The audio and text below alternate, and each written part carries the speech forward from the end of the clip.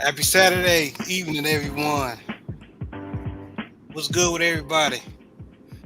This is another installment of the Southern Baller Show. And of course, I got a full panel.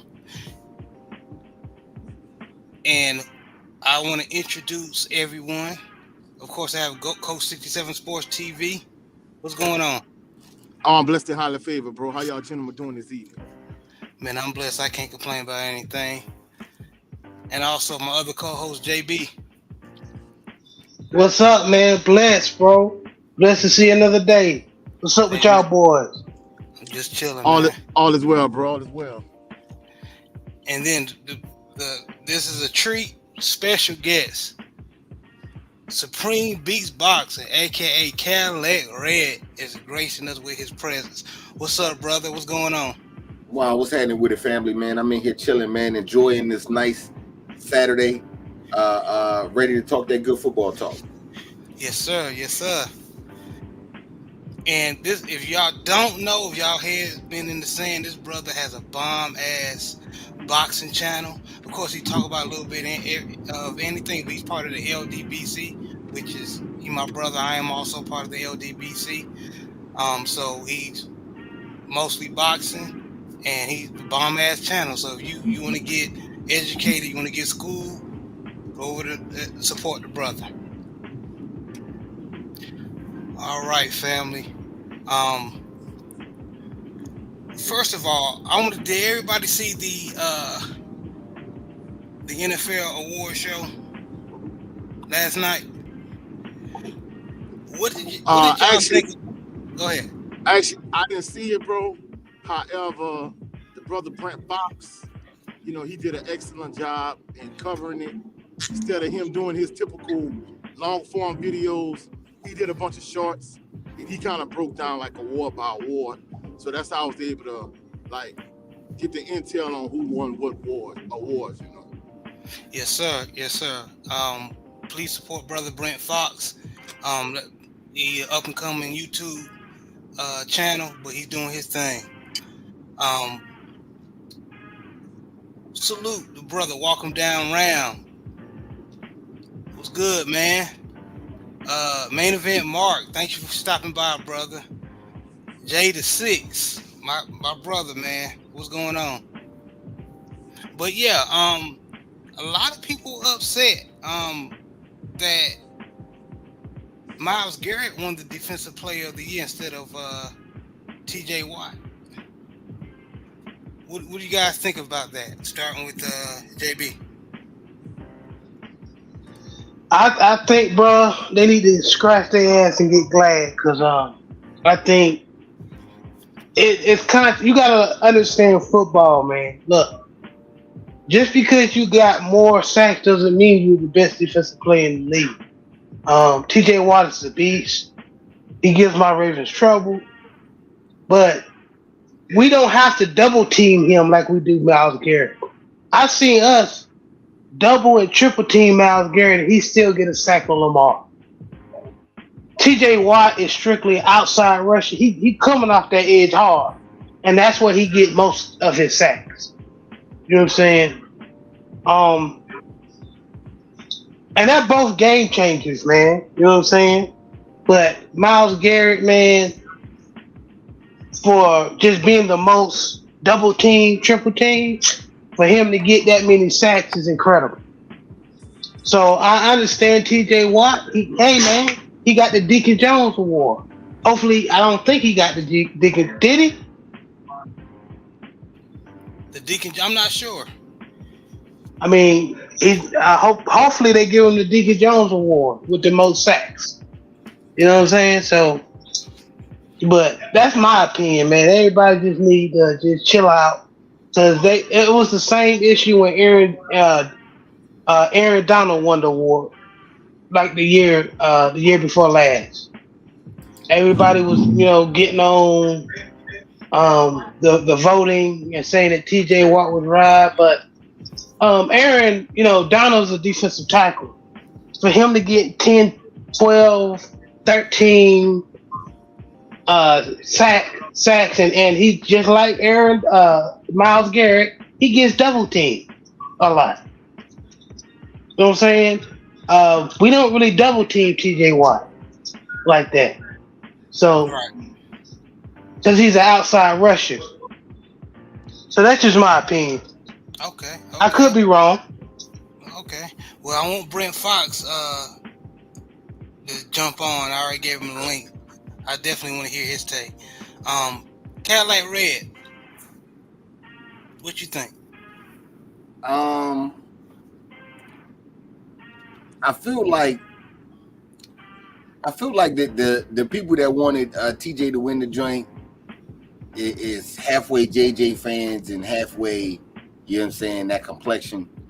Um, I agree, man. When you got a double team Miles Garrett is the closest thing to Aaron Donald on the defensive line, man. Yeah. You know what I'm saying? Like that's the closest thing to Aaron Donald. So, I mean, I don't know, man. You can't get mad at that. You know what I'm saying? If you take him outside his, okay, let me rewind it real quick. You could put TJ in some systems or some teams, and he might not shine like how he do. You know what I'm saying? Because the Steelers got a great system set up for him, right? But you can put Myles Garrett on any team in the NFL, and he gonna cause havoc. You know what I'm saying? So I don't know. And then this year on the Browns, them making the playoffs with the defense that they had, him anchoring that. Hey man, I give him the nod. I give him the nod. Okay. Okay. Before I go to Coach, salute to Mr. Shelton in the building. LDBC or nothing. Damn right. But he says, bang bang, 9 in the gang. Here you go. Yeah, your Niners made it to the Super Bowl, Mr. Shelton. You can go ahead and rub it in our face as much as you can. Um, y'all better win tomorrow.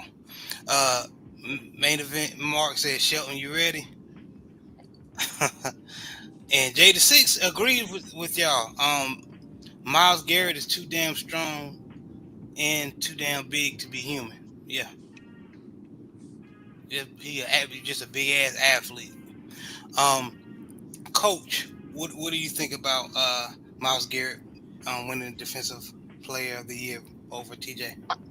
I mean, truthfully speaking, I could kind of see the argument kind of going either way, but I think the reason why so many fans are outraged, I think Cadillac Ray brought up a very interesting point. I've seen it over the years where, you take certain players out of one system and you plug them into another system. And you primarily see this when they're on a team that win the Super Bowl, and once that team win the Super Bowl, like they're gonna have a lot of free agents, they're not gonna have enough cap space to keep everybody. So they eventually walk and go to another team. And you see that player being in that system, being surrounded by the players was surrounded by, was kind of what led to them being so successful. So I could kind of see that component of it. But I think the fact that the Cleveland Browns head coach won the coach of the year, whereas somebody like Dan Campbell or D'Amico Ryan didn't win it. From what I'm understanding, I don't know if the fans were able to vote, but in a couple categories, a lot of people feel that Cleveland Brown, the head coach for the Browns, they best defensive player, they won those two awards, whereas especially in the instance of the head coach situation, D'Amico Ryan or Dan Campbell should have won that particular award. So it kind of almost makes me feel like if the fans were allowed to vote, which I don't know, from what I'm understanding, the Cleveland Browns fans, they stuffed the ballot box in favor of their top defensive player and their head coach. Because truthfully speaking, the Browns had a good season, but from a coach of the year standpoint, who would have thought the Houston Texans would have did what they did, or who would have thought the Detroit Lions would have played as well as they did. So I think that's it more than anything. I don't think it's just the fact that it's just more of a slight to Myles Garrett, because truthfully speaking, just looking at it from a number standpoint, you would think, hey, TJ Watt probably did deserve it, but Cadillac Rady brought up an excellent point from a system standpoint. I've seen it with so many players over the years, they leave, especially when they win the Super Bowl, they leave, they go elsewhere, and they're not the same player, So, I think a case could be made on either side for either player.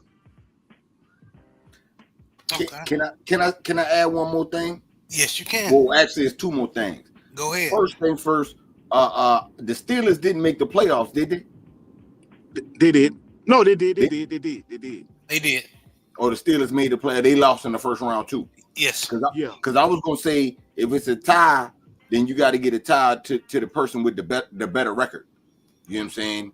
So I was gonna try to give Myles Garrett the nod for that, but I guess maybe not. But I can give Myles, and I know it didn't happen this year, but it's gonna be forever noted when it comes to Myles Garrett. He always get the nod because when you take a quarterback helmet off and hit the nigga with it, he's the player of the year. Yeah, what we talking about? You know what I'm saying? You can't tell me a player that did that. You know what I'm saying? Took your helmet, not hit you with somebody else's helmet. Take your own shit off and hit you with that. Yeah. But in defense of Brent Fox, you got to realize he's a Steelers fan, so he's gonna be biased towards his team. So hey, you got to take that with a grain of salt. All right. Woke salute. But yeah, I definitely believe Myles Garrett deserves Defensive Player of the Year. And don't get me wrong, TJ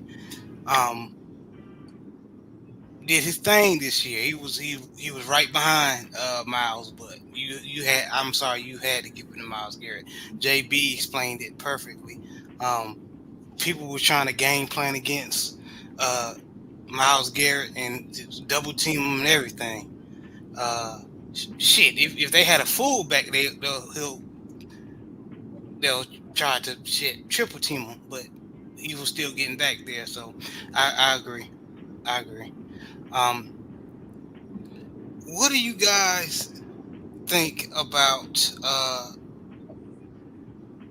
Lamar Jackson getting his second MVP?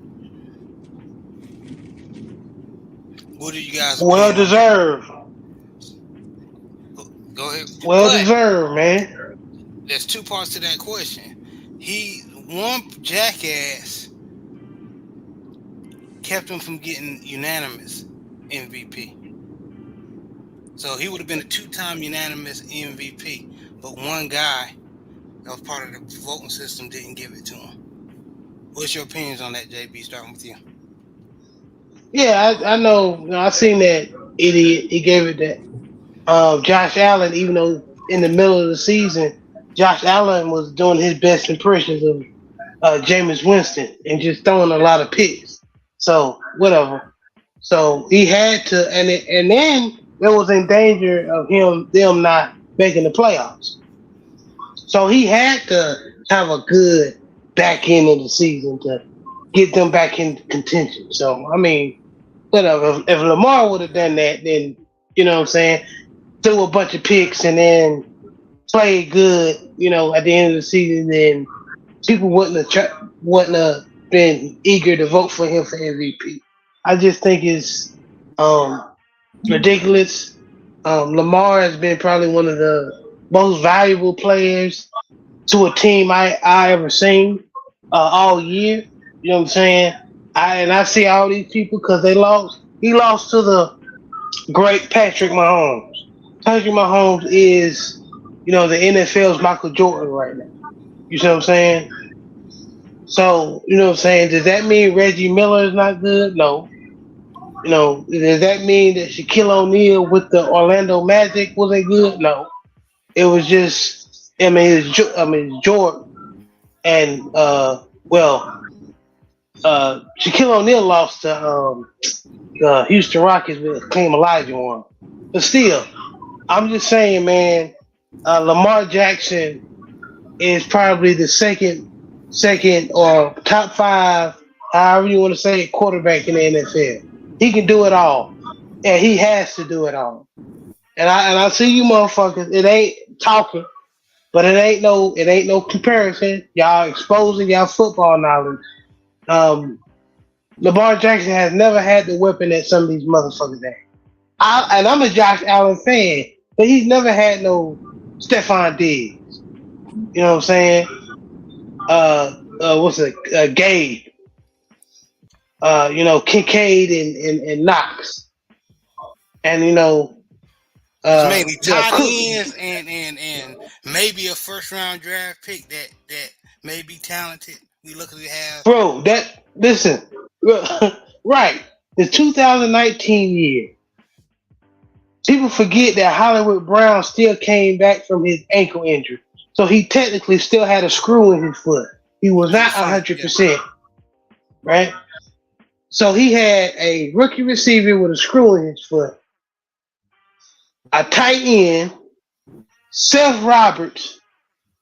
What's your boy name that used to play for the Saints? I'm blanking on him. Number 83. Willie Snead. Willie Snead.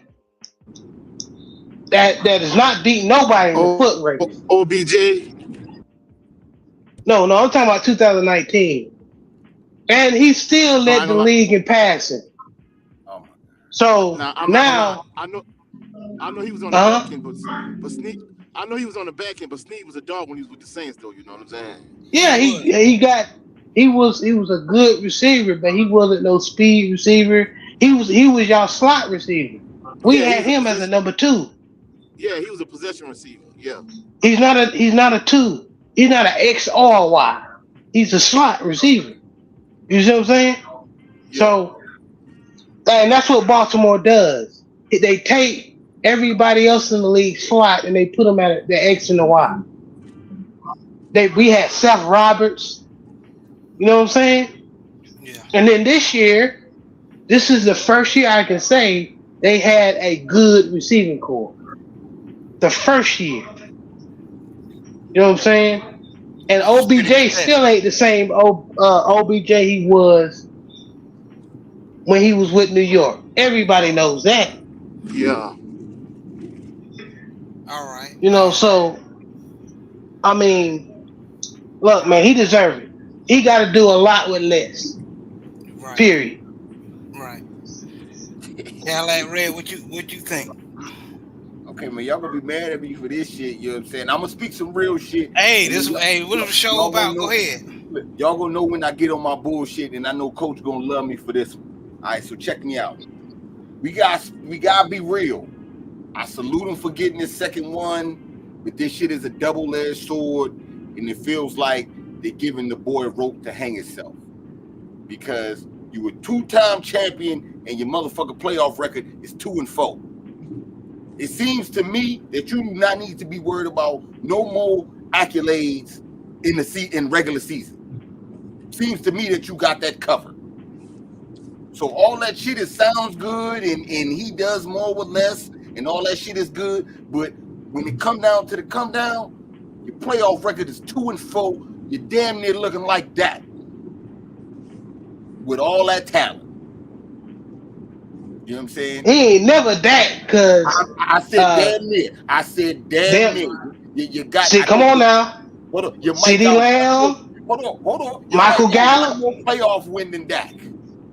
Right. You know what I'm saying? But just one ain't going. That you damn near is the same. You know what I'm saying? So we got to get that together. That has to be addressed. I agree. I don't know if it's play calling. I don't know if it is all the way coaching. I don't know if it's the players, if it's the receiving, if it's him scared to run. You know what I'm saying? I don't know who it is, who they want to put the blame on. If everybody want to take a piece of the shit together, all good. But the truth is, and the fact is the fact. You're 2-4, my nigga. 2-4. And Supreme, do you know know? What I'm saying? And deep in his career, you know who else was 2-4? Look, man, he better than them. Who? Peyton Manning. Peyton Manning was trash. He only got one Super Bowl. What we talking about? The only thing he got good going for him is that he's from New Orleans, man. What we talking about? You said Peyton Manning is trash? Did he get loose? Hold on. He a great quarterback, but in the playoffs, he trash. In the playoffs, he lost to Brady. Hey, man, In the playoffs, the boy trash, man. You know what I'm saying? He was trash before. He had issues before Brady came into the picture. He was having issues to win it. So, and if you want to compare Lamar to him, my God, that's not good. No. And if I was Baltimore, now I can get on my bullshit. If I was Baltimore with the nigga being 2-4, if I was Baltimore, they need to trade that nigga. They need to get rid of him now while they can and get some good money for him to New Orleans for Derek Carr. You know what I'm saying? Oh, and, no, See, here no, see, I know what you're doing. See, no, that'll never happen. You know what I'm saying? That'll never happen. Baltimore need to get rid of that nigga because 2-4 not gonna cut it in a tough city like Baltimore. And New Orleans will be gladly to trade and show him that you ain't got to lose in the playoffs no more. That's all I wanted to say. That's some ESPN analyst said, y'all don't need Lamar Jackson. Y'all got Taysom Hill. He better. No. Man, you crazy. Hey, I trade Carr and I trade Taysom for Lamar Jackson right now. And Baltimore should trade for the motherfucker because he 2-4, and that's not good in that city. We'll be all right. Man, hey, well, go ahead. I agree with Cadillac Red 100% on this particular topic. I bet you do. Know, hey, first of all, I love my guy, famous James, but JB, we can't have no James Winston slander on here. The Tampa Bay version of James Winston threw a lot of interceptions. As long as he had Sean Payton, he wasn't throwing all them picks. So to keep it real, I blame trash Dennis Allen for the James we see now. That's first and foremost. Second of all, I agree with Cadillac Red. I mean, I'll gladly take him here in the great state of Louisiana, and it's leading up to Mardi Gras too. Man, that'll be a perfect Mardi Gras gift for us Saints fans. Us getting Lamar Jackson. And like I said, hey, I'll give y'all 5 first-round picks. I'll give y'all Taysom Hill. I'll give y'all Derek Carr, since they gave him a contract extension. I mean, that's a phenomenal deal if you ask me. Nah, we don't need Lamar. See, Lamar be going down there in New Orleans, sleeping with porn stars and gaining weight like Zion Williamson. So nah, we don't. We good. We good. In fact, look, hey, I could go buy him some king cake right now. Does he want some king cake? Hey. I mean, we got. Hey, what flavor king cake you want, Lamar? I can get you a king cake right now. Yeah, we get king cake for the whole team. He don't need no king cake. He got crab cakes. Oh, he good. And salute to Joe Town. He said, salute to the fan about to check out Bronny James versus Stanford. I got the 49ers tomorrow. Oh, so he going, man, Joe Town, he out there, making boss moves, man. Hell yeah, boy, that dope money do good, don't it? Dang. Got that big dope money, boy. Living big with Big Red. He said, what's good, everyone? What's good, brother? And my brother. Man, y'all got Red up here talking blasphemous on me. Go ahead. So Power said, aka Gamed Up Kendall. He said, salute, good brother. Salute, brother. Thank you for joining us. But now, all seriousness, man, I agree. I think Lamar, hey man, it is what it is. Without praise, Lamar was gonna be my dude, but he need to do better in the playoffs. However, I know it's not all his fault. Like motherfuckers be trying to make it, but something gotta shake, man. I mean, y'all brought it up. Y'all brought it up real good. Peyton Manning. You remember how before the Tom Brady wars, when Peyton Manning was losing in the beginning, right? They was talking about him bad, right? Mm-hmm. Oh, now imagine being black and losing like that. Red, you ain't never lied, bro. Go look at his rookie season stats. That boy was throwing picks like Jameis Winston. I'm just saying, and they was flaming him. So imagine what they'll do. And Manning is an All-American. His daddy was a motherfucking quarterback too. So he got leeway with shit. Motherfucking Lamar don't got that. They gonna flame him. Let this nigga lose in the first or second round of the playoffs again. Yeah. They gonna flame that boy next year. Rotisserie.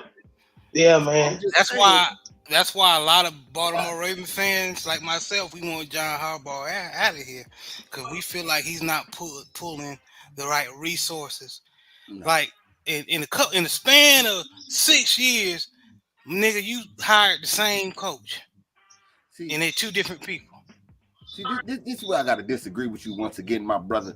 John Harbaugh has won Go the ahead. championship. He has won the championship. Lamar hasn't, and that's why they need to just get rid of him.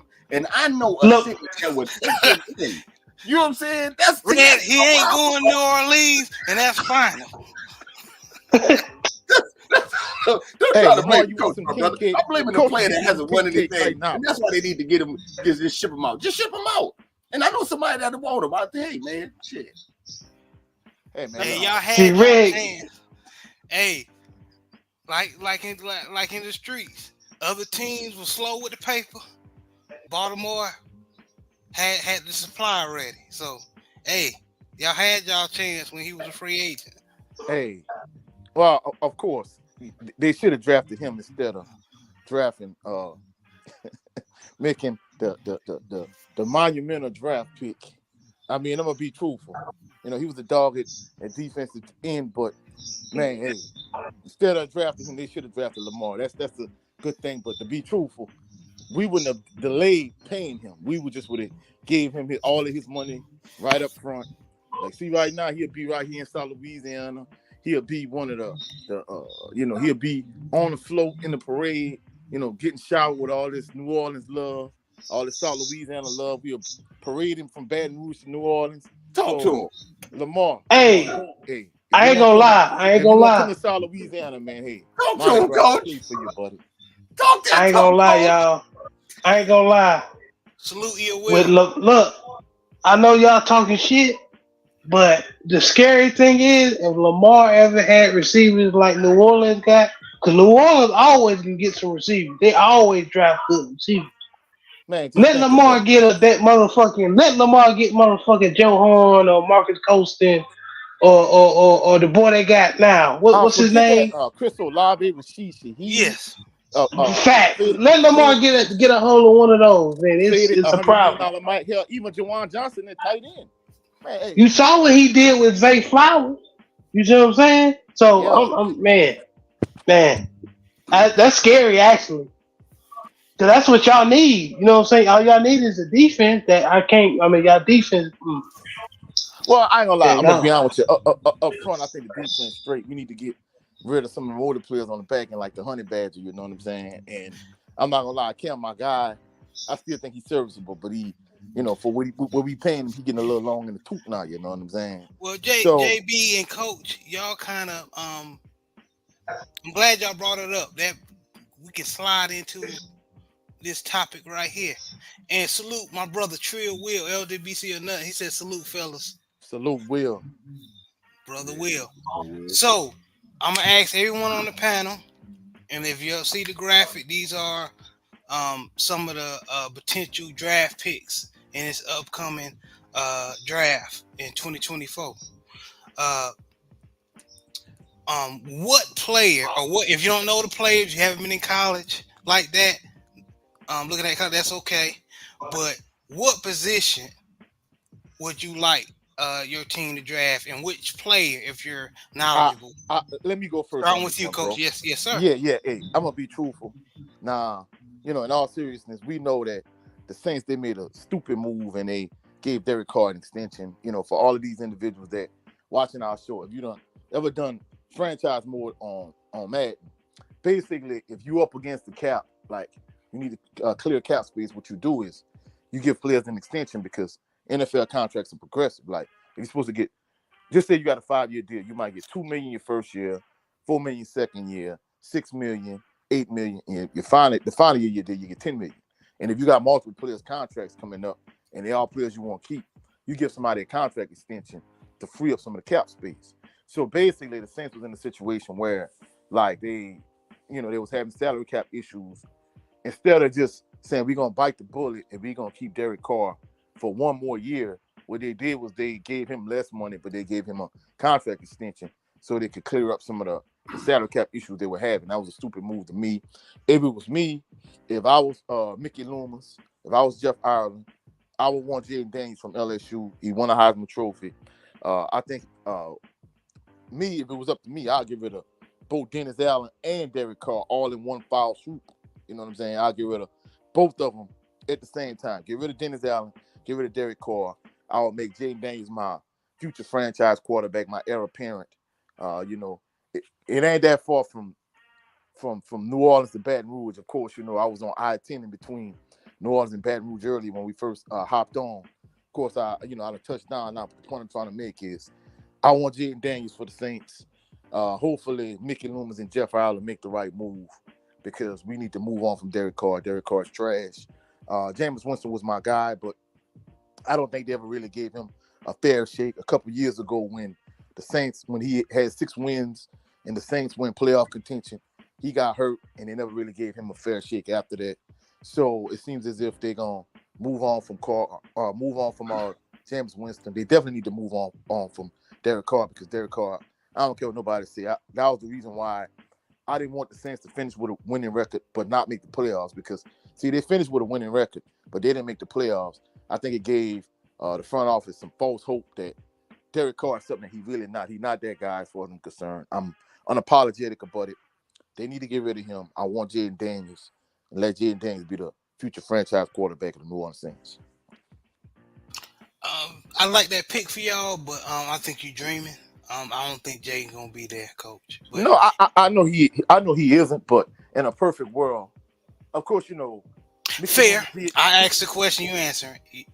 No, you answering. Yeah, you're right. No, Mickey Loomis had a bad habit of trading up to like give up their first round pick for the next year to, you know, to get another player, you know. So like basically just say for example, you know, I want this player, but we don't have enough draft. We not high enough up in the draft to get him. So what we're gonna do is we're gonna give you our first round pick for this year, and we give our first round pick for next year to get that particular player. And like you say, they drafted too low to potentially get Jaden Daniels.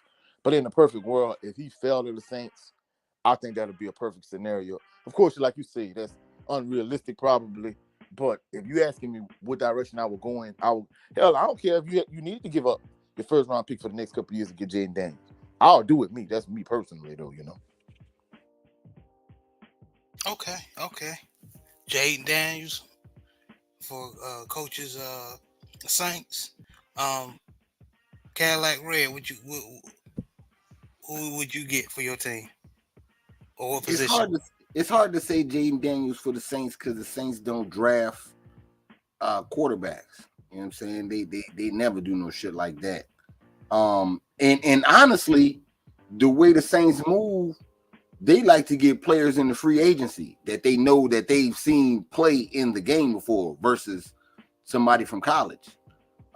If you look at them, most of their star players that have been on the team we've got them in free agency. Only star player that I can remember that I could say that we drafted was probably like a Reggie Bush or something. Everybody else other than that, you know what I'm saying? You don't Cam Jordan too. Yeah. I mean, you know, Cam. Yeah, you're right. Cam came underneath. You know what I'm saying? Definitely in up the ranks for sure. But it ain't too many that you get from the Saints like that. They going into free agency. So if that's the route, and they trading the pick to go get a Justin Fields, you know what I'm saying? And if you getting rid of Derek Carr to get Justin Fields and a couple picks because you didn't seen him play and you know what he bringing, his you know what I'm saying, him being dynamic like that, then I wouldn't be mad at some shit like that. But I say do what you always do, you know what I'm saying, and if you got to get rid of the picks to get something in free agency that you know is more solid, then do that. Because these motherfuckers seem like they don't believe in themselves in the draft. but I mean the crazy thing about it, Ray, they got Justin Fields potentially going to the Atlanta Falcons in a trade where the Falcons will give up their first round pick, and the Bears, since they got the number 1 overall pick from the Panthers, you know, for them to get Bryce Young, basically they got them swapping picks and Bryce Young going from because it's projected that the Bears gonna take Caleb Williams.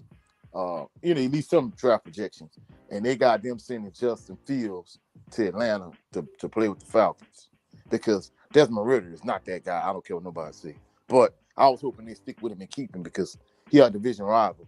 Without a running game, he ain't nothing, So hey, yeah, well, they gonna get rid of another shot. I hope. Shit, I hope so too. Ritter deserve it. Ritter deserve it, coach. He definitely deserve it, Red. Yeah. And one more year, shit. But yeah, that's what I got though. Like I said, just make a move into the free agency. Free will, if you're hearing this, y'all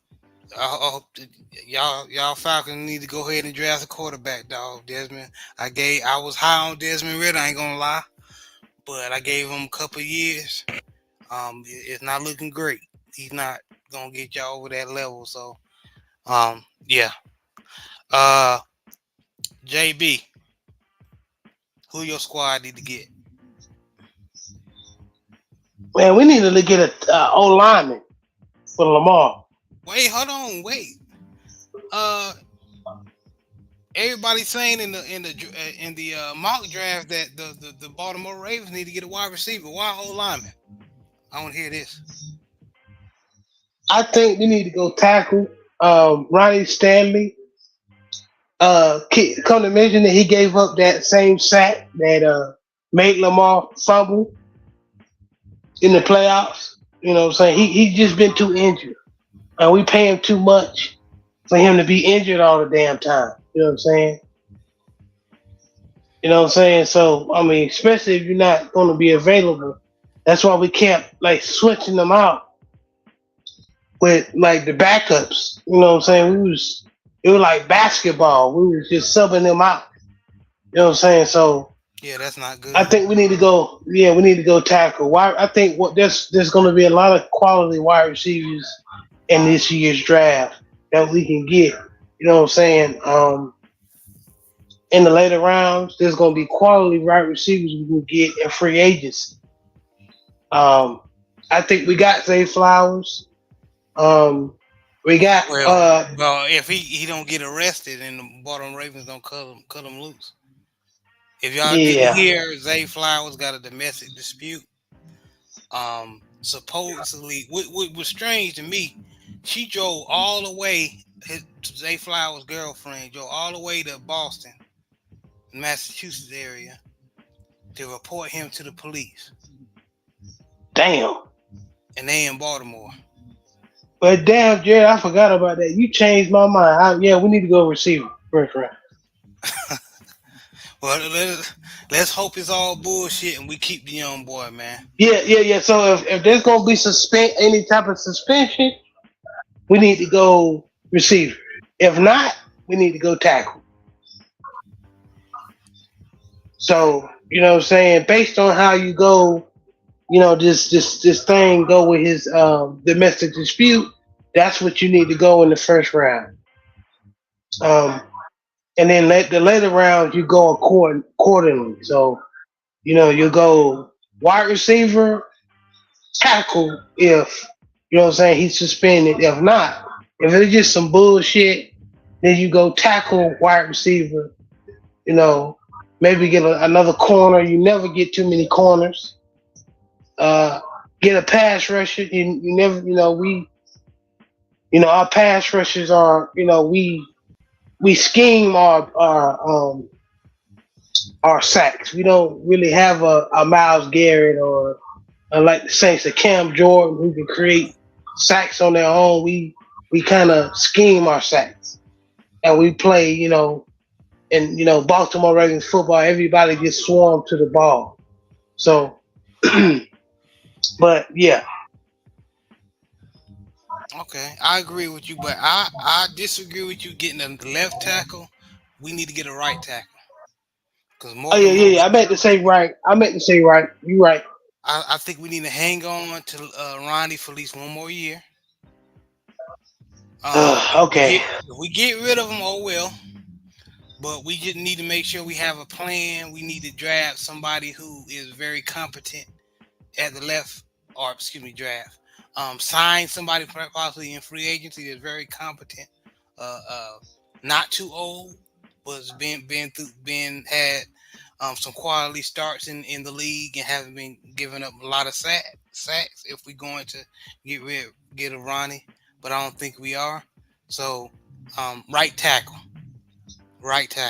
and then we can fill in with wide receiver and quarterback and um, maybe a prospect defensive end that we get later in the draft.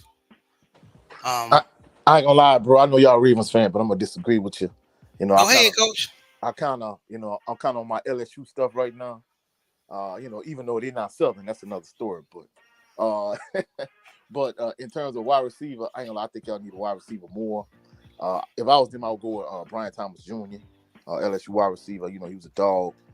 He kind of slotted right around where y'all probably gonna be drafting it, like maybe later in the first round. Like he a top 20 type receiver. I think more than likely he'll probably follow y'all. I think if he there, y'all need to take him. That's just my opinion, though. Okay. And a lot of draft boards got us getting Quinyon Mitchell from Toledo, cornerback. And another draft. Another mock draft prediction mock draft saying that we getting Troy Franklin from Oregon. The wide receiver. Yeah. Okay. I need to watch film with him. I'll chance it with the wide receiver from LSU. I don't. Every time we draft Pac-12 wide receivers, it don't go well. So I'll rather draft from one of the toughest divisions in college football. The set. Go with the LSU boy that Coach was talking about. But salute Hendo, aka the Road Podcast. Let's go Cheese.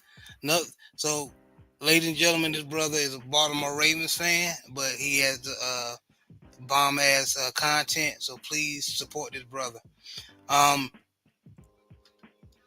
Let's go to another topic. All right.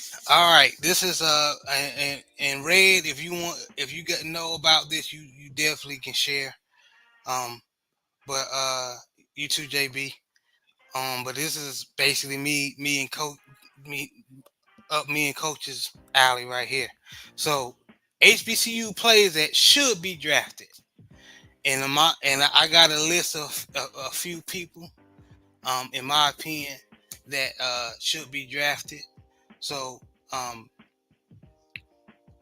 Coach, so Sundayada Anderson, if I mispronounce his name, forgive me. Edge from Grambling State. I actually saw him play in the recent Senior Bowl, and that dude was causing pressure against those FBS tackles. Yeah, I ain't gonna lie. Sundayada Anderson. He been wreaking havoc against my Jaguars in the Bayou Classic. Of course, we still was able to come out triumphant, but he a problem. He a beast. He definitely should be drafted. No two ways about it, bro. I agree. He definitely a beast. I'll say, instead of y'all, these teams drafted somebody from New Mexico or UNLV, pretty good defensive end that you think it may pan out, y'all need to go ahead and draft this boy. I think he's gonna be a steal. Willie Drew, cornerback from Virginia State. If you haven't seen him play, this brother was been basically a blanket in 2023 season. Very good ball skills, very good hips. Are you aware of him, Coach? Yeah, I mean, I've seen him play a time or two. To me, with a lot of these, HBCU players, it's kind of hard to evaluate them unless you see them week in and week out. And even some of the ones you do see, like I know, as a Southern fan, like I was big on Lenny Williams. watching us playing the Bayou Classic against Grambling, did I think Scotty Anderson was going to make it in the NFL? He kind of was on the bubble. Somebody like Randy Himes, who played wide receiver and quarterback at Grambling, did I think he was going to make it? And he was like, I don't know. Even, if you look at somebody like Devontae Kincaid, there's no way you could tell me, even though, he played at Grambling, when we going against each other is a rivalry, but anything outside of that is HBCU, we family, you know what I'm saying? And as far as I'm concerned, can't nobody tell me that Devontae Kincaid did not deserve to be drafted as far. Exactly. That was a travesty to this day. Underrated travesty. But yeah, Willie Drew definitely. Matter of fact, he played in the recent Senior Bowl as well, and he did pretty good. Anem Dankwa, offensive tackle in Howard. Matter of fact, of course, he played in the Celebration Bowl. And he did a great job protecting his quarterback.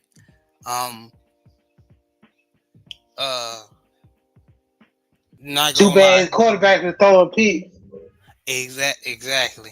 Haven't watched film on him, but when he played in Celebration Bowl, he wasn't bad at all. Coach, have you seen this tackle from Howard? You on mute.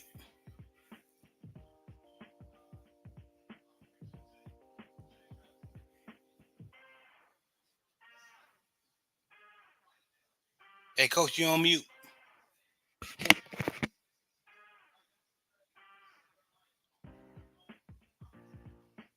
All right, Coach may be dealing with something. It's all good. But just watching him play, I'm not sure he will be an NFL tackle though. If some teams do draft him, they may want to experiment him in playing guard, but who knows? Mikey Victor, I actually seen him playing, and actually his role was like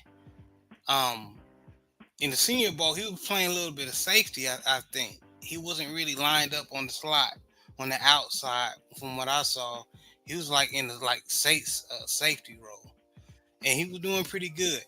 So he might be a good special team player that you can groom into a starter. Mikey Victor from Alabama State. And I think in my opinion, probably one of the best linebackers in the nation, in my opinion, Isaiah Major. I got you, Coach. Coach, you hear me? Yeah, I can hear you now, bro. I want to hear your opinion on Ari went on ahead, but I want to go back and hear your perspective on the tackle from Howard, Anem Dankwa. Well, I'm gonna be honest with you, bro. But like I was saying, before I had the technical issues and I had to switch devices, basically, I think this group, I think probably Sunday Anderson and Isaiah Major, they probably the two slam dunk players that if anybody out of this group is gonna make it, it's probably gonna be those two. Because, like I say, I've seen players like Shatari Carter from Southern, Leonard Williams from Southern, Devontae Kincaid, Scotty Anderson, Randy Himes. From an NFL scout's perspective, you don't know how they're going to evaluate HBCU players. So even somebody like I said, like a Devontae Kincaid, there's no way you could tell me that this dude did not deserve to be drafted. Even though when we play in the Bayou Classic, it's a rivalry. But outside of that, like in the HBCU run, we all family, you know what I'm saying? And the more guys we see that make it, the better it is for the SWAC and the HBCU family as a whole. And as far as I'm concerned, somebody like a Devontae Kincaid, he's just as tall, maybe a little bit taller than Russell Wilson. He's taller than Doug Flutie. So y'all can make exceptions when y'all want to. And like I said, Exactly. I've seen a bunch of HBCU players that I felt that should have been drafted that didn't get drafted, and maybe from evaluation standpoint, like you don't know how they're gonna really evaluate some of these players. You know what I'm saying? So I think of that list. I think if anybody gonna make it is those two guys for certain. I think he's solid, but like I say, from an NFL evaluation perspective, when it comes to evaluating talent, I don't know how they're gonna evaluate some of these other guys. Like I say, somebody like Anderson, I've seen him wreak havoc the last couple of years in the Bayou Classic. Isaiah Major, I've seen him do his thing at FAMU. Whereas those two guys, they kind of jump off they highlight in terms of they film, they jump off the field. You know what I'm saying? Yeah. These middle three, I think they solid. I think they probably good enough to make it in the NFL, but you don't know how they're going to evaluate them from an evaluation standpoint. I agree. I definitely agree. I think Mikey Victor, though, I seen him play in the Senior Bowl. His coach, his original position was corner, but they had him like at a safety position. So I didn't see him lined up on the slot on the outside. He was like at that Roman safety rover position. So he basically a combo safety. Exactly. Combo DB, I mean. Yeah. Like we use Brandon Stevens. So that could get him drafted as for his depth. Yeah, so it sounds like he like a CJ Gardner-Johnson type player. Like exactly. The way the Saints used to use him. Yeah. Exactly. So that may get him on the roster or undrafted, but we're talking about drafted. So and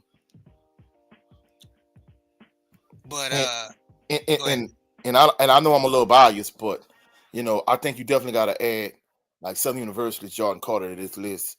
I think the only downside about him is the fact that like he a little bit on the smaller side. But my cousin said this last year, like after he pretty much got the interception that pretty much sealed the Bayou Classic. Basically, he was like, he kind of reminds me a lot of the Honey Badger. And I'm like, nah, it's kind of too early to say that. But after this year, I think Ramo was right. I think like Jordan Carter, he's that guy.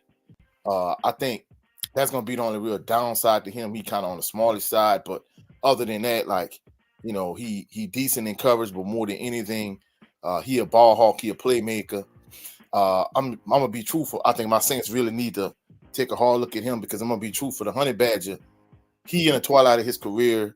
I think for what the Saints paying him and for what he's doing from a production standpoint, I think the Saints just need to move on. They need to find him a strong safety of the future. They said they didn't want pay CJ Gardner-Johnson. They felt like he was a cancer in the locker room, so that's why they traded him last year to the Philadelphia Eagles. So I think at the end of the day, I think somebody like Jordan Carter, I think he need to be on this list. When he came to Southern as an NFL prospect. So I think like the Saints and just a lot of other NFL teams, they need to take a hard look at him.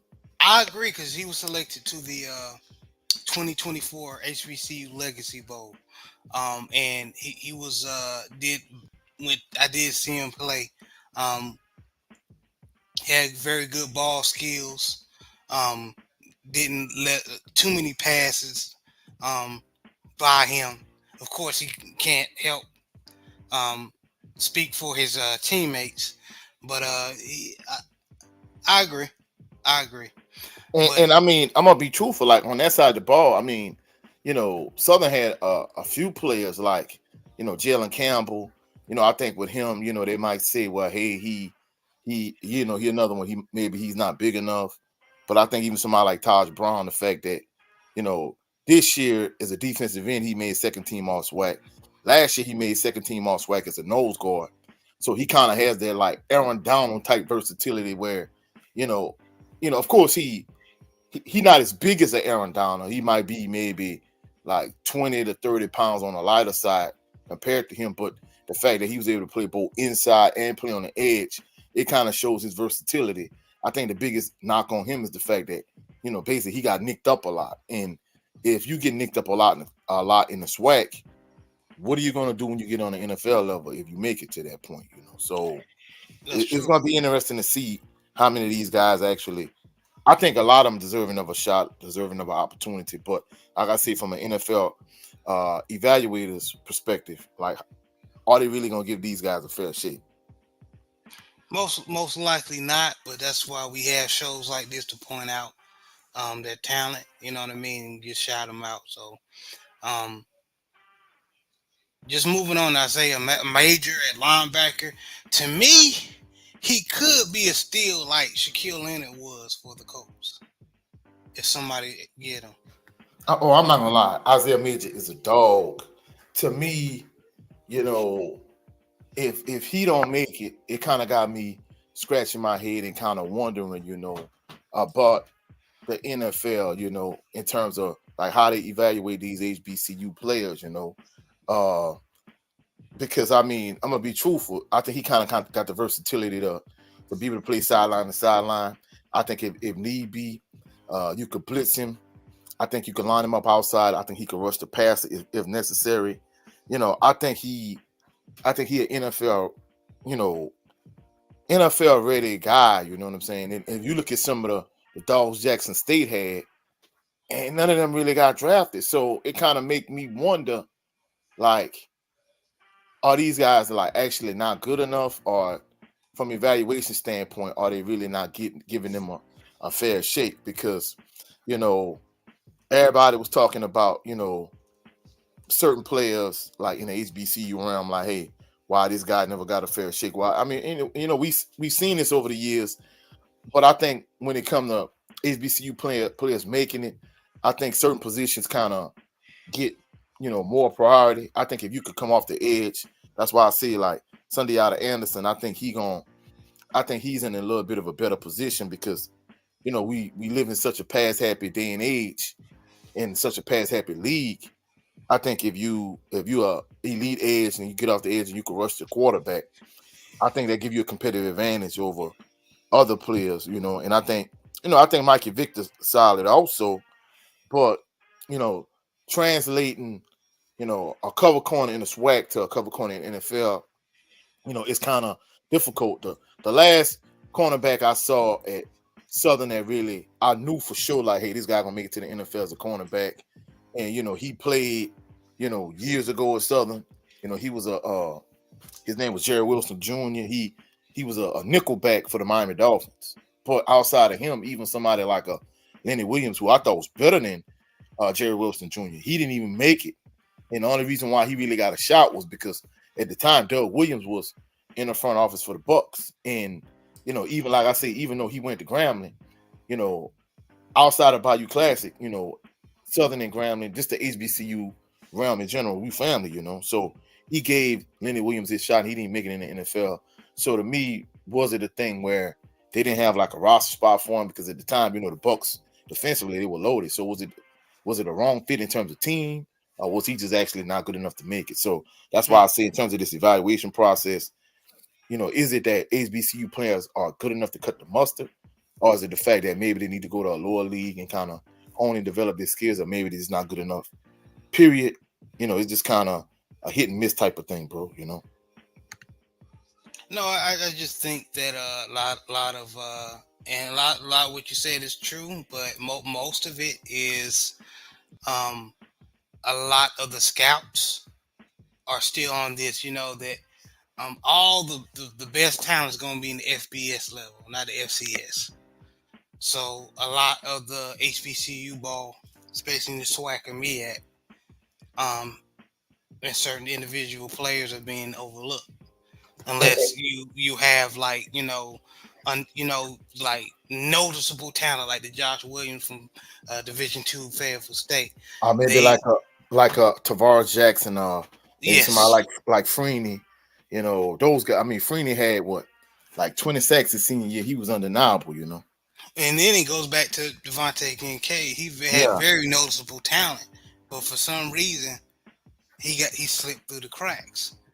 And you can't tell me that I think they kind of on the size. Yeah, I think they attributed to his height more than anything, which to me was ridiculous. Like I said, you got Russell Wilson, you got Doug Flutie, and then some scouts was like, well, and then his height is his hand size because they say Russell Wilson, even though he's short in stature, for somebody's height. He has huge hands, and I'm like, man, bro, like whatever. Y'all come up with any kind of excuse to kind of disqualify somebody, as far as I'm concerned. Yeah. But this is random, coach. I can see y'all getting a Irv Mulligan for your Saints, picking him up like in the later rounds, like 6, 7. Cause that kind of fit or maybe am I thinking about the old school Saints when y'all had Chris Ivory or Pierre Thomas? Nah, I think he fit that hard running style. I don't think they're gonna get him, bro, because I think right now the way they're setting up. I'm just speaking hypothetical. Yeah.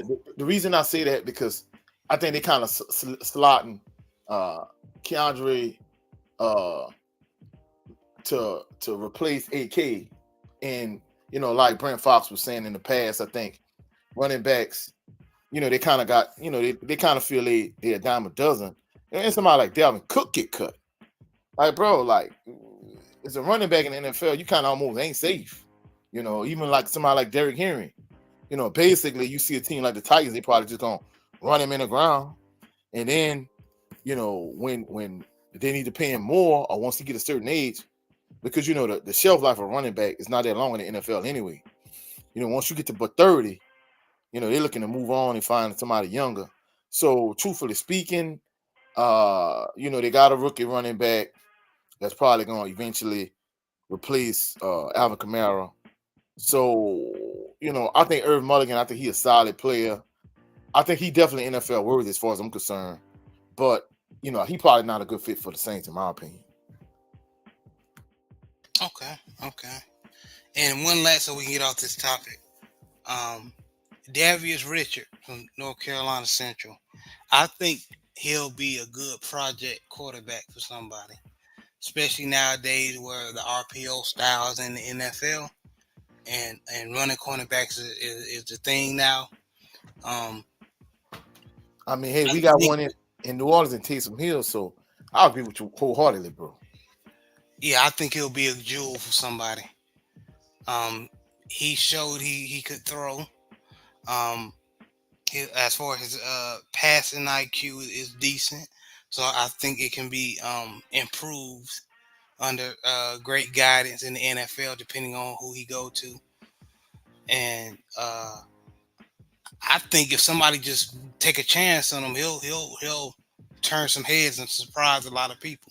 Well, he won't surprise he won't surprise, of course, the North Carolina Central faithful, but just him coming from North Carolina Central, a MEAC school, playing in the NFL.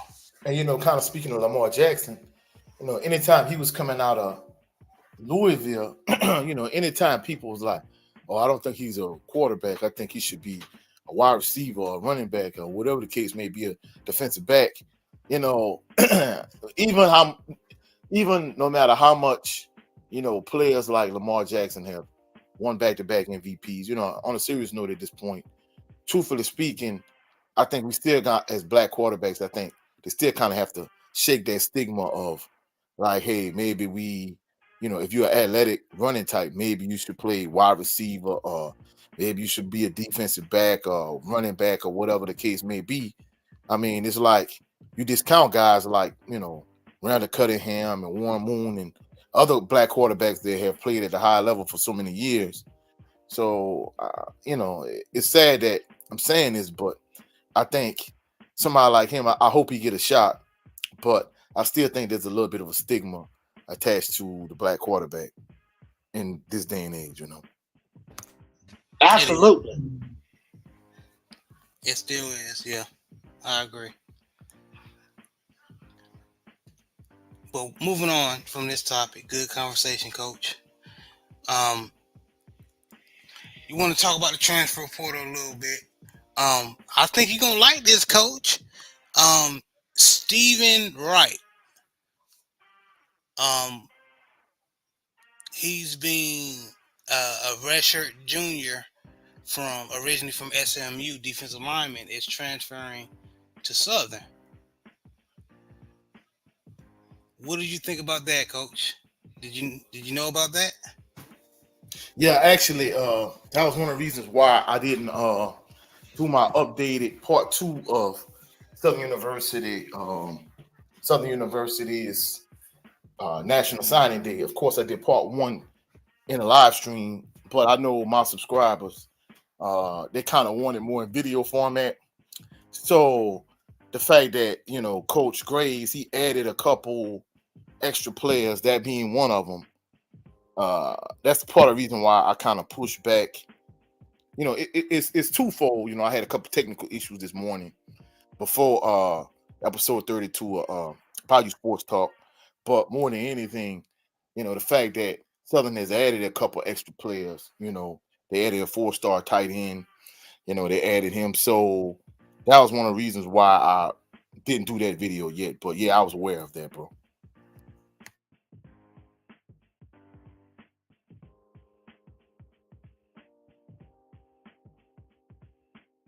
Okay, I'm talking on mute.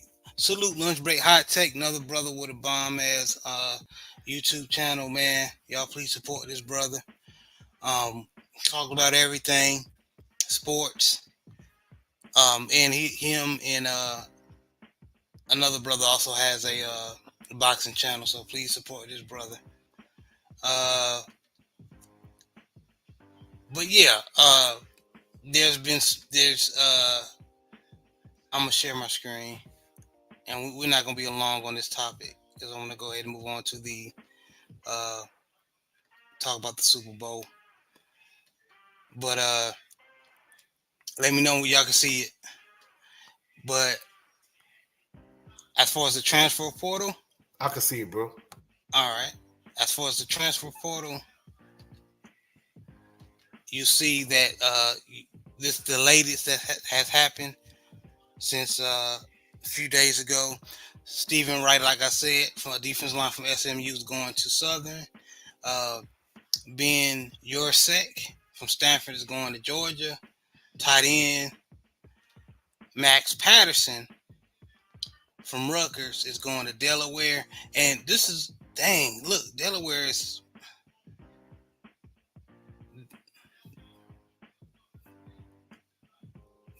getting their guys, boy. Nate Evans, cornerback from North Carolina State.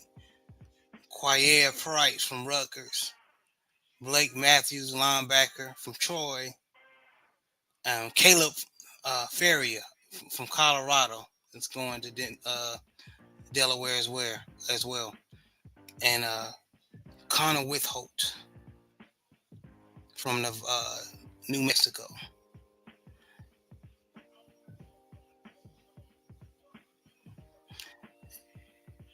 And folks, this website is on3.com. You can also use this to track your team's movements as far as transfer portal or even signings. So us being supporters of Coach Prime, let's see what Colorado is doing. Just want to see real fast before we move on.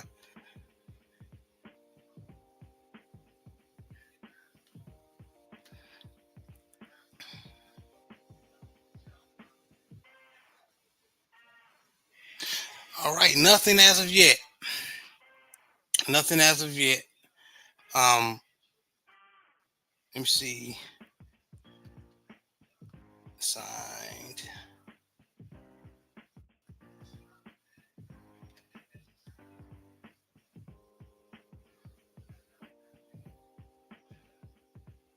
See all their signees for this coming year or season, I should say.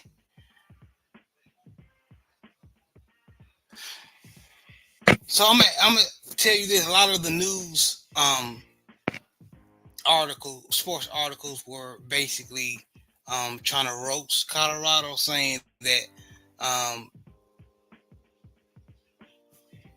basically that all these YouTube channels are saying that Coach Prime is killing the transfer portal, but as far as ranking wise, he's actually not doing that good. But I disagree. I think it's not necessarily depending on the ranking. It depends on the players you bring it in to help improve your team. Agreed. You don't want to bring too many fives. I mean, look what just happened to Washington. After they coach left, they got picked. Like everybody picked on them like a Thanksgiving turkey. You know what I'm saying? So, um, you got to bring in people who that's going to be in there for the long ride. Uh, if you bring in too many 5 stars, it's more than likely, everybody gonna transfer. You know what I'm saying, in 1 or 2 years. So you gotta draft and not draft, but you gotta recruit smart. Bro, there's also a player development component to that also because I use this analogy all the time. I remember at one point Mac Brown was the head coach at University of Texas, and he had like multiple years where he had the #1 recruiting class in the country, but they wasn't even finishing in the top 10, and if they were finishing in the top 10, but they weren't compete for national championships. And it really was Right. It really wasn't until the year that Vince Young got them over the hump and they beat USC in a national championship game, where that string of #1 recruiting classes in the country, where it kind of finally paid off. And then even speaking to that point, I remember the year that the Seahawks and the Patriots played in a Super Bowl. And in that particular Super Bowl, there was not one single 4 or 5-star player in that particular Super Bowl. So at the end of the day, having the #1 recruiting class is all well and good. Don't get me wrong, you got to have talent, but you also have to develop that talent. You have to motivate it. You have to nurture it. In some instances, some players might be intrinsically motivated where they might not need you to push them. Other players, they might need you to push them to the next level. So it's a lot of layers and components to, having these recruiting classes.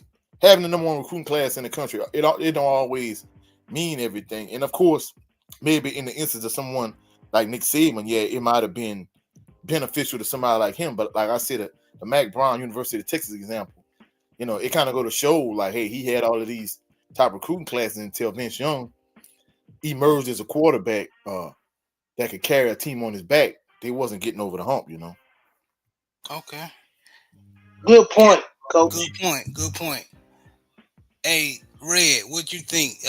Just using Colorado example, is the recruiting or transfer portal rankings overrated, or in Coach Prime case, they recruiting team need to do better? At least with Prime, I'ma say we gotta see how it works. Fair. You know what I'm saying? We haven't seen it if it's good or not. It could be bad, and it could be like y'all was saying that it's fits to the coaching scheme. You know what I'm saying? And he gonna get the best, squeeze the talent out the player anyway. So, but you gotta wait to see with Dion, because this is his second year going into, you know what I'm saying, FCS. So yeah, man, I can't pass judgment on Dion just yet.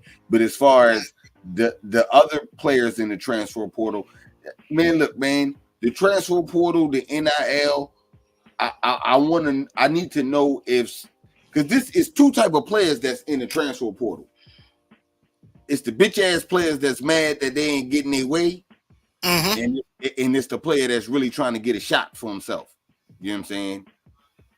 That deserve to be somewhere else. So you kind of got to look at that like, you know what I'm saying? But we'll see how it play out for Dion, though. I agree.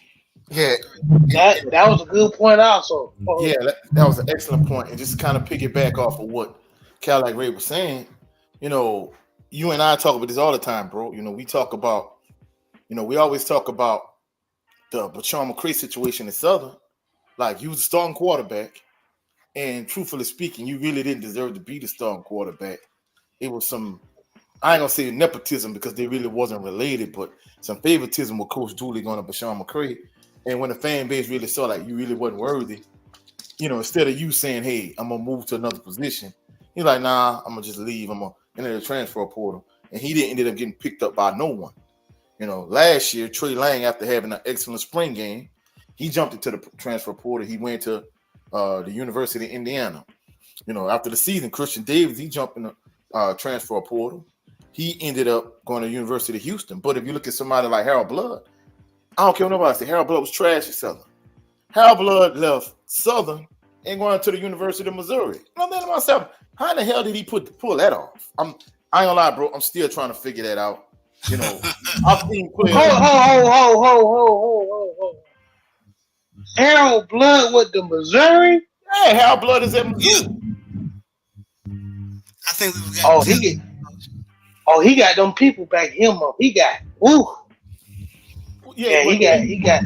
got movement in the background. I remember. I don't think you were on that show. If you did, you came on later. We talked about how he left Southern and he was supposed to go from Southern because he wasn't gonna be the starting quarterback at Southern because Noah Biden had already beat him out, and they're gonna let the Zay Tessett and Jalen Woods, those three gonna compete for the starting job. But he was supposed to go to Mississippi Valley, and then he pivoted and he went to Mizzou. But you got to realize that this is 6th year. This is last year eligibility anyway. So I'm gonna be truthful. For him to make the jump from the SWAC to the SEC, that's gonna be interesting to see how. But truthfully speaking, I don't see him even seeing the light of day at Mizzou. And who knows what they promised him? Maybe they promised him, after this last year eligibility, maybe he could be a GA or maybe he could eventually be assistant coach or whatever. Because from a talent standpoint, bro, he wasn't cutting it. I don't care what nobody says. If he wasn't cutting it at Southern, he's not gonna cut it at Mizzou, I agree. Harold Blood was he was definitely up and down. So how he pulled the Mizzou off, like JB said, he might got some people that's working for him in the background in his favor. So I don't know, or maybe the scheme may fit. They see something in him that fit his scheme. So I definitely don't know, but we'll see. Shout out to Rick Ross's son, William Roberts III, from St. Thomas Aquinas. He was a 3-star inside offensive lineman. He was just recruited to go to Bethune-Cookman. Coach, what you think about this pickup? And shout out to Joe Town for giving me that article.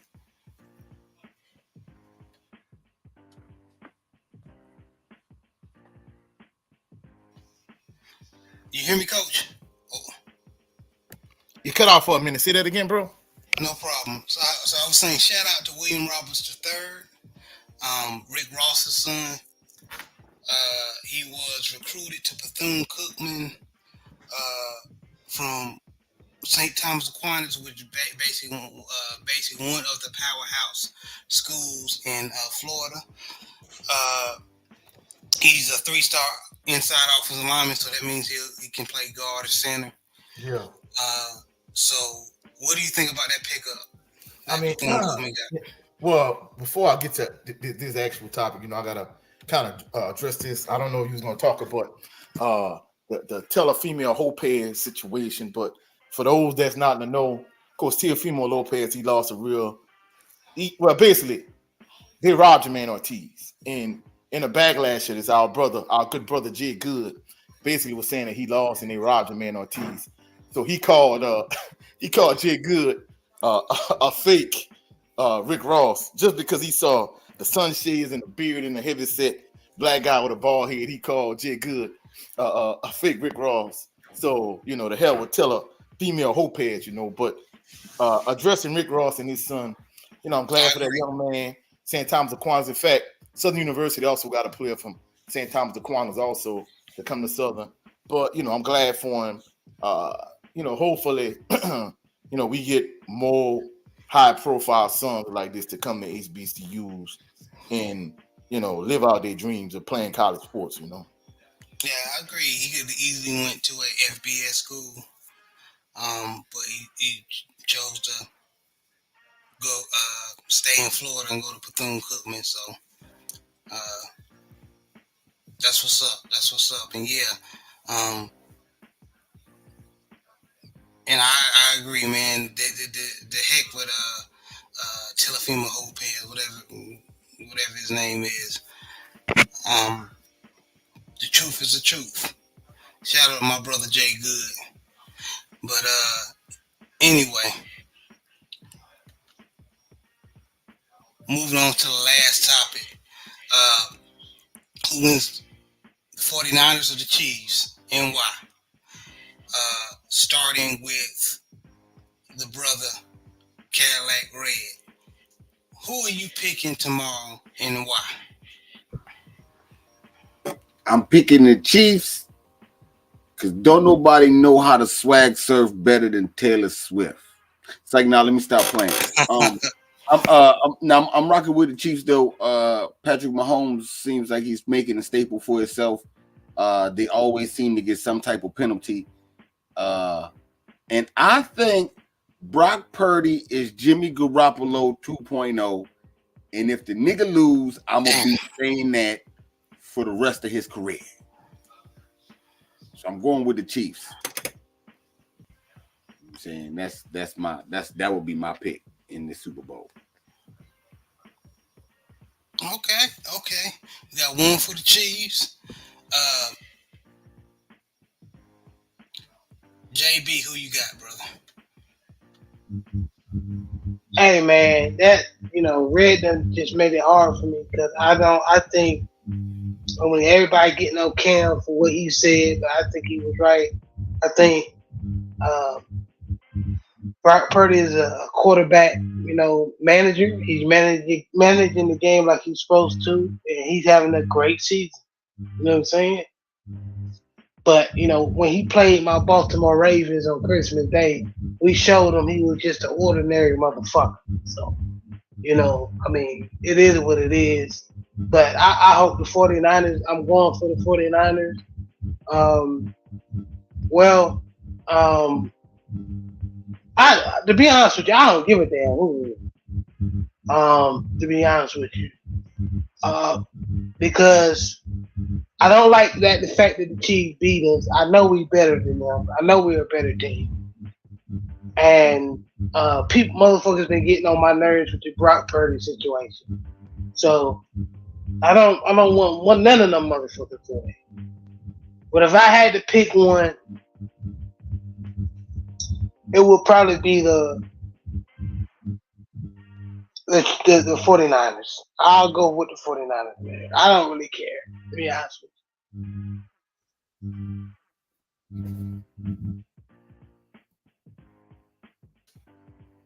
All right, and I don't want to hear shit about the Taylor Swifties and Travis Kelce. They've been getting on my damn nerves too. So, you know what I'm saying? That too. Man, fuck both of them. Chiefs and 49ers. Well, I'm first kind of addressing what JB said. Of course, he right. We talked about ESPN attack dog and bed witch Kimberly A. Martin. How basically she attacked Cam Newton's point of him calling Brock Purdy and Dak Prescott and who else it was? It was somebody else. He called them game managers. And basically, Cam Newton, he wasn't a game manager, he was a game changer. But of course, my only knock on Cam was the fact that he played for the Carolina Panthers, a Saints division rival. But he made an accurate point. Like, the other one was Tua Tagovailoa. Basically, he was saying, like, if you look at what Tua got, he got Jalen Watt and Tyreek Hill. Brock Purdy got Deebo Samuel and George Kittle, Christian McCaffrey. Dak Prescott, he got CeeDee Lamb. Basically, he was saying all three of them game managers. And he's been right. But even with that being said, looking at my record in terms of picking games, my heart says the Kansas City Chiefs are going to win. But since I pretty much picked everything wrong, I want the Chiefs to win. but I believe the 49ers going to win. I don't think they're going to win because of Brock Purdy. I think they're going to win in spite of him. And since everything I've been picking has been wrong, I'm going with the 49ers.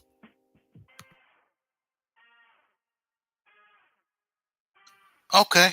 All right. All right. Um, I'm picking. I'm picking the cheese. As long as Patrick Mahomes is healthy, the cheese are always got a massive chance to win. Um, I just feel like the 49ers, even with all the weapons they have, they are going to slip on their own feet, slip and fall on their own feet by doing something stupid. Or Brock Purdy might turn the ball over. The only way for the 49ers to win is Brock Purdy to play his game, right? Get the ball to the people that he need to get the ball to. Keep feeding it to Christian McCaffrey. Like JB said earlier, the Chiefs' run defense is not great at all. But their secondary is awesome. So what you need to do is give CMC the ball. Don't. I hope they watch the Baltimore Ravens game. Please do not make the same mistake the Baltimore Ravens did. You got one of the best running backs in the league. A lot of people say the best. He can run, and he can catch it out the backfield, or you can line him up at wide receiver. He can do everything. But in this case, run the ball. Run the ball. And they'll come out victorious. But I just got this feeling that the Chiefs, I really don't want the Chiefs to win. But I just feel like the Chiefs are gonna just take this one again. They're gonna figure it out on defense. And Chris McCaffrey's gonna eat either way. He's gonna get his yards and his passing yards. I will pick out an X factor though. 2, if I can. If Debo plays well and George Kittle plays well, as good as Kelsey, they definitely got a chance to win. But I'm still picking the Chiefs, and I hope I'm wrong. Any disputes? Anything more? Any of y'all want to say about this topic? No, I'm good, bro. Nah. I'm good. Yeah, we definitely gonna see, man. Yeah, hey, mute yourself, JB. You got a lot of static on your end. But it's definitely gonna be an entertaining game. This is gonna probably, I just got a feeling it's gonna be one of those games that go close to the wire, may even go down to a field goal or overtime. But it's gonna be good ones. I hope y'all got you ordered y'all wings, fried y'all wings, got your chips, pizza, all your refreshments. It's gonna be a good one tomorrow. But thank you guys for tuning in. All the people that was able to tune in. Hope y'all came in, hit my like button. I appreciate y'all for coming in and rocking with us this Saturday evening. Going to my guest, Supreme Beats Boxing. Tell everybody where they can meet you and see you, brother. Shit. Y'all can catch me Mondays, Wednesdays, Fridays at 4:30 Eastern Standard Time, right here on YouTube, Supreme Beast Boxing Talk. Yeah, man, I'll be outside. You either gonna see views from the lack, bullshitting on the Beltway, or something else that we got cooking. But yeah, man, it's definitely going down 3 times a week for sure. Yes, sir. This brother killing the game. Coach 67 Sports TV.